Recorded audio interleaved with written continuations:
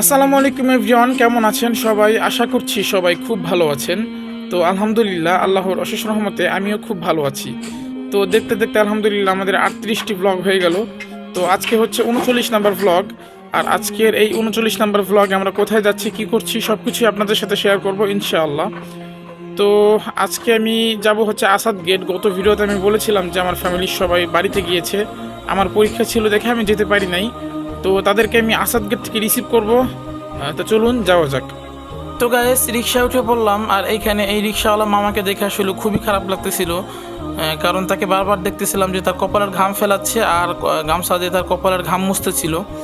তো সবারই ছুটি আছে, তাদের কোনো ছুটি নেই। যারা চাকরি করে তাদেরও হয়তো বা সপ্তাহে 1 দিন 2 দিন ছুটি থাকে, কিন্তু এই যারা রিক্সা চালায় তাদের কোনো ছুটি নাই। তারা যদি একদিন কাজ না করে হয়তো তাদের ঘরে খাবার জুটবে না একদিনের। তো কি আর করার, কিচ্ছু করার নেই। আল্লাহ যার রিজিকে যেভাবে রাখছে সেভাবেই চলবে। তো আমরা আসাদ গেট চলে আসলাম, আর এখন এখান থেকে তাদেরকে রিসিভ করে এখন আবার বাসার দিক যাব। তো এখন বাসার দিক যাচ্ছে আবার আর একটা রিক্সা নিয়ে। তো এখানে আবার একটা ঘটনা ঘটে যায়, সেটা হচ্ছে আমার কাছে 2-3টা ব্যাগ ছিল। ব্যাগ বলতে একটা বস্তা আর একটা ব্যাগ। এই ছোটো ব্যাগটা আসলে ধাপ করে পড়ে যায় রিক্সা থেকে। তো রিক্সাওয়ালা মামা আবার যায় পিছন থেকে দৌড়ে আবার নিয়ে আসে। তো এখন আছি হচ্ছে বেরিবার 3 রাস্তার মোড়ে। এখানে একটা ট্রাফিকে সিগনালে পড়েছিলাম আর কি। এই যে যারা পুলিশ, তাদেরও আসলে কতটা কষ্ট হয় যে এই রোদের মধ্যে তাদের ওই ডিউটি করতে হয়, সারাদিন এখানেই থাকবে।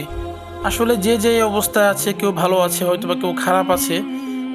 সব অবস্থায় আলহামদুলিল্লাহ আল্লাহর শুকরিয়া আদায় করা উচিত। আল্লাহ আমাদেরকে যথেষ্ট ভালো রাখছেন।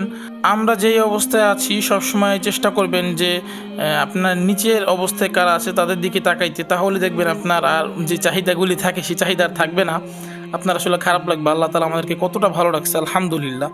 তারপর আপনাদেরকে আর একটা জিনিস দেখাবো। এই যে জায়গাটা দেখতে পারতেছেন, এখানে একটা বিল্ডিংয়ের কাজ চলতেছিল, প্রায় পিলার টিলার সব উঠে গেছিল। হয়তো বা সে সরকারি জায়গার উপরে কাজ করার কারণে সরকার এসে বাধা দেয় আর কি, তারপরে পুরোটা ভেঙে ফেলে আর কি। তো গাইস, আজকে যেহেতু শুক্রবার, তো জুমার নামাজ পড়তে হবে মসজিদে।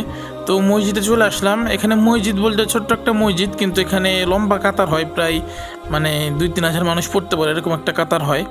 তো আজকের ভিডিওটা আর বেশি বড় করব না, আজকের ভিডিওটা এই পর্যন্তই। সবাই ভালো থাকবেন, সুস্থ থাকবেন, আমার জন্য দোয়া করবেন। আল্লাহ হাফেজ, আসসালামু আলাইকুম।